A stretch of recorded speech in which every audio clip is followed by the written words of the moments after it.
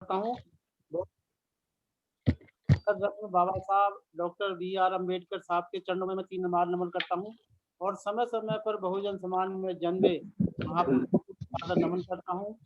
इस संस्थापक अध्यक्ष माननीय धर्मवीर जी आज वेबिनार के जो अध्यक्षता हैं हमारे कार्यवाहक राष्ट्रीय अध्यक्ष माननीय बादल सिंह भोज जी तथा इस वेबिनार में हमारे सभी विशिष्ट अतिथिगण, सम्मानित सभी उपासक उपासिकाएं और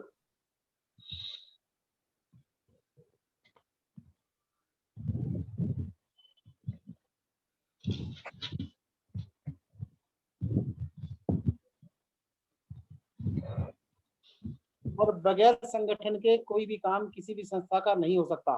इसलिए हम लोगों को संगठन के बारे में विस्तार से चर्चा करनी है और संगठन का विस्तार करते हुए अपनी संस्था को आगे बढ़ाना है। अब ये जैसा कि हमारे पूर्व वक्ता माननीय इंजीनियर साहब ने बताया, उन्होंने नई शिक्षा नीति के संबंध में प्रकाश डाला कि हमारी जो गवर्नमेंट है उसकी क्या विचारधारा है, वो क्या करना चाह रही है और हमें कहाँ ला करके खड़ा करने का उनका विचार है। इस संबंध में उन्हें नई शिक्षा नीति के बारे में बताया। तो ये बात सही है कि हमें संगठन पर चर्चा करनी है, संगठन का विस्तार करना है, तो हमें बाहर निकलना होगा। हमें जो है अपने स्थान से बाहर निकलना होगा और जिले वाइज, तहसील वाइज, मंडल वाइज हमें जो है मीटिंगें करनी होगी और जवाबदार और जिम्मेदार साथियों को छांटना होगा।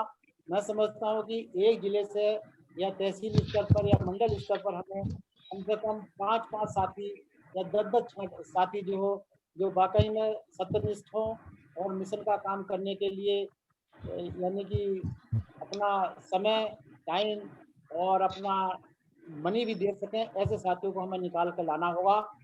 और यदि वो ये पूछे कि भाई हमें क्यों जुड़ना है, तो हमें सब कुछ हम ये बताना होगा कि देखिए भाई आप अपने महापुरुषों के मूवमेंट को पढ़िए, हम महापुरुषों के इतिहास को पढ़िए, किसी भी महापुरुष को देख लीजिए, चाहे तथागत गौतम बुद्ध को देख लीजिए, चाहे बाबा साहब को देख लीजिए, चाहे आप ज्योतिबा फूले, माता सावित्रीबाई फूले को देख लीजिए या किसी भी मानवर काशीराम जी को देख लीजिए और गुरु रविदास जी को देख लीजिए, यानी कि जितने भी हमारे महापुरुष हुए हैं उन्होंने अपना जीवन समाज को दिया है और अपने समाज के लिए उन्होंने जो है घर त्यागा है और घर त्यागने के साथ साथ समाज को वो दिशा और दशा दी है जो कि उनकी यदि उनका इतना बड़ा त्याग नहीं होता और इतना बड़ा जो है हमारे समाज के लिए उनका योगदान बलिदान नहीं होता तो आज हम यहाँ नहीं होते। तो अब देखिए हम एक बाहर निकलेंगे क्योंकि ज़्यादातर आदमी हमारे 90% जो है वो बाबा साहब को सब मानते हैं। अब जब बाबा साहब को मानते हैं तो हमें उन्हें बताना होगा कि बाबा साहब ने हमें संविधान भी दिया है और आज इस संविधान के खातिर ही या इस संविधान की बदौलत ही हम अच्छे-अच्छे पदों पर हैं। हम अच्छा यानी कि कुर्सी होल्ड किए हुए हैं, अच्छी-अच्छी हमें नौकरी मिली है क्योंकि संविधान के माध्यम से हमें आरक्षण मिला है और आरक्षण के द्वारा जो है हमारी सारी सुविधाएं मिली है। हमें शिक्षा का होने का अधिकार मिला और सारी सुख सुविधा जो है वो बाबा साहब का यदि संविधान नहीं होता और बाबा साहब नहीं होते तो हमें नहीं मिलता। तो उन्हें ये बताना होगा कि जब हमने बाबा साहब के संविधान के द्वारा सारी सुख सुविधाएं ले ली, सारी व्यवस्थाएं उनके द्वारा ले ली, आज नहीं तो हम कहीं पर जो है कीड़े मकोड़ों की तरह रेंग रहे होते। तो बाबा साहब ने हमसे अपने अंतिम समय में यानी कि बौद्ध धर्म भी दिया है।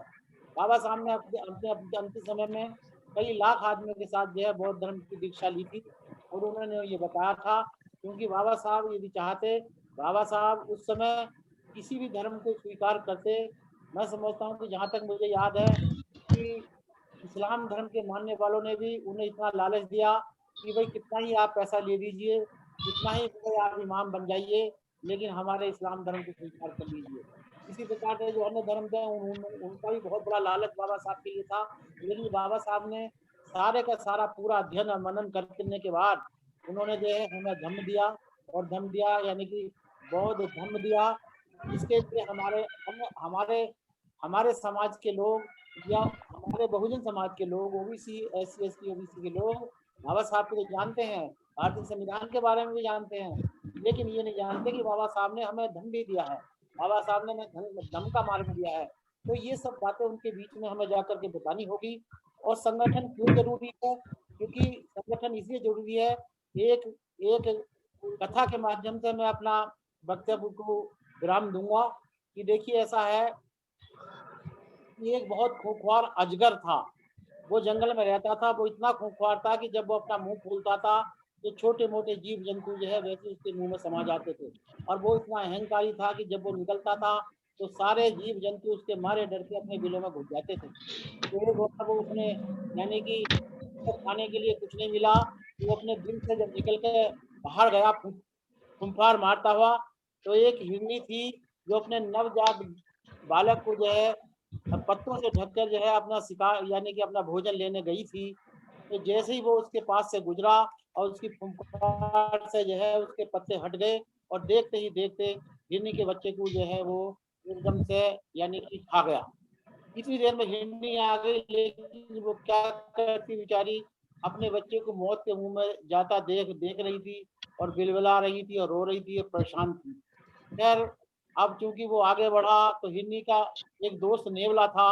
वो अपने दोस्त नेवले के पास गई और नेवले के पास जाकर के अपनी कथा जथा सुनाई।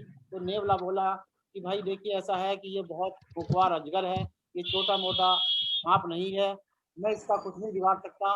लेकिन हाँ, इतना जरूर है कि मैं आपको एक उपाय बताता हूँ कि आप और हम मिलकर, एक चींटी की बांधी है यहीं करीब में, और वहाँ की रानी जो है चींटी, वो मेरी दोस्त है, उसके पास चलते हैं और हम अपनी कथा व्यथा वो चींटी की रानी को जाकर के बतलाएंगे। अब वो हिरनी बोली कि जब बताइए, एक चींटी, छोटी चींटी क्या करेगी उस नेवले का, जब जब यानी कि उस अजगर का, जब नेवला ही हिम्मत हार गया है। लेकिन फिर भी हिम्मत करके हिरनी उसके साथ वहां गई। उन्होंने सारी बातें जो है चींटी की रानी को बताई। तो चींटी का जो बिल था, बामी थी, वो बहुत सकरे रास्ते में थी, नुकीला रास्ता था, बहुत सकरे था। तो चींटी की रानी बोली कि ऐसा करिए कि आप उस अजगर को जो है इस रास्ते से निकल के मेरी बांदी तक लाइए, फिर आप जो है मेरे ऊपर ये काम छोड़ दीजिए। उसके पास हजारों लाखों की संख्या में सैनिक थे। तो ये काम जो है नेवले ने कहा कि इस काम को चलिए जान में जोखिम में डाल के मैं करूंगा, अपनी दोस्त के लिए इतना तो कर ही सकता हूँ।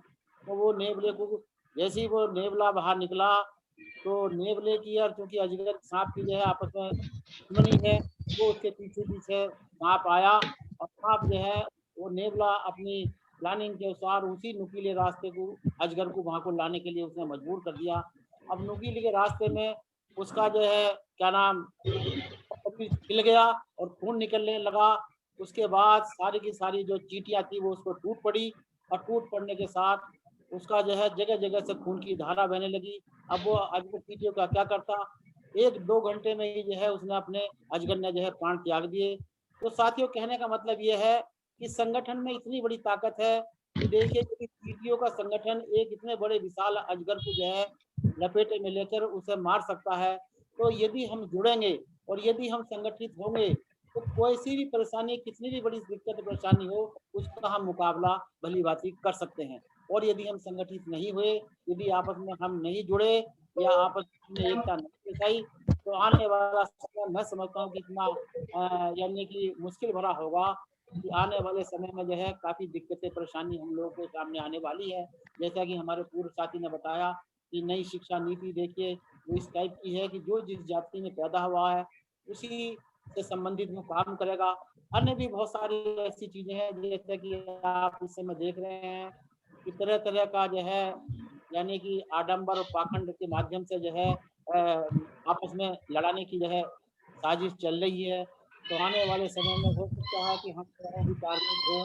तो मेरा कहने का तात्पर्य ये है कि हम लोग बाहर अपने निकलें और अपने संगठन के मजबूत करने के लिए लोगों में राय शुमारी करें, लोगों को समझाएं और संगठन के फायदे बताएं। उसके बाद जो है अपने महापुरुषों के मूवमेंट को बताएं, भारतीय संविधान के बारे में जानकारी नहीं है उसके बारे में बताएं, और बुद्ध धम्मा की जो हमारी किताब है, यानी कि इसके बाद यदि कोई हमारी धार्मिक पुस्तक है, तो हिंदू की धार्मिक पुस्तक है और ईसाइयों की धार्मिक पुस्तक जो है बाइबिल है। और मैं समझता हूँ कि मुस्लिमों की जो धार्मिक पुस्तक है वो पवित्र कुरान है। इसी प्रकार से हमारी धार्मिक पुस्तक बुद्धन धम्मा है। तो ये सब जानकारी हम अपने मूवमेंट के माध्यम से अब बाहर निकल के यदि अपने साथियों को देंगे, तो निसंकोच हमारे जो है साथ में हमारा संगठन मजबूत होगा, लोग बाग हमसे जुड़ेंगे, क्योंकि लोग बाग तो जुड़ना चाहते हैं, लेकिन जो हम उनके पास ही नहीं जाते, हमारे पास इतना समय नहीं है कि हम उनके पास जाएँ। हाँ, इतना ज़रूर कि हम ये अपेक्षा करते हैं कि वो लोग हमारे पास आएँ, वो लोग हमें समय दें। तो ऐसा नहीं है, वो लोग तो ऐसा नहीं है कि भई किसी के पास अपनी कोई समस्या, कोई मजबूरी है, तो मैं ये समझता हूँ कि जब तक हम बाहर नहीं निकलेंगे और अपने मूवमेंट को और अपने महापुरुषों के इतिहास को जानकारी उन लोगों को नहीं देंगे, तब तक जो है हमारा मूवमेंट आगे नहीं बढ़ेगा। और वाक़ई में ऐसा नहीं है, देखिए किसी ने कहा कि दिल्ली कड़ी से कड़ी जोड़ेंगे तो वाक़ई में जो है हमारी चेन बड़ी हो जाएगी। तो मैं एक शेर के माध्यम से अपनी बात समाप्त करता हूँ कि मिलो तो दिल से मिलो, मिलो तो दिल से मिलो, मुलाकात घनी हो जाती है। मिलो तो दिल से मिलो, मुलाकात घनी हो जाती है और कड़ी से यदि कड़ी मिल जाए तो चैन बड़ी हो जाती है। और हम तो इंसान हैं, वाबस्ता हैं, पत्थर भी यदि मिल जाए तो दीवार खड़ी हो जाती है। पत्थर भी यदि मिल जाए तो दीवार खड़ी हो जाती है। इन्हीं शब्दों के साथ मैं अपनी वाणी को विराम लेता हूँ और सभी साथियों को एक बार पुनः सादर जय भीम, नमो बुद्धाय कहते हुए अपनी वाणी को विराम देता हूँ। धन्यवाद। साधु साधु साधु। धन्यवाद माननीय ऋषिपाल रवि बहुची साहब को। रवि साहब ने बहुत अच्छी तरह से नेवला, अजगर और चींटी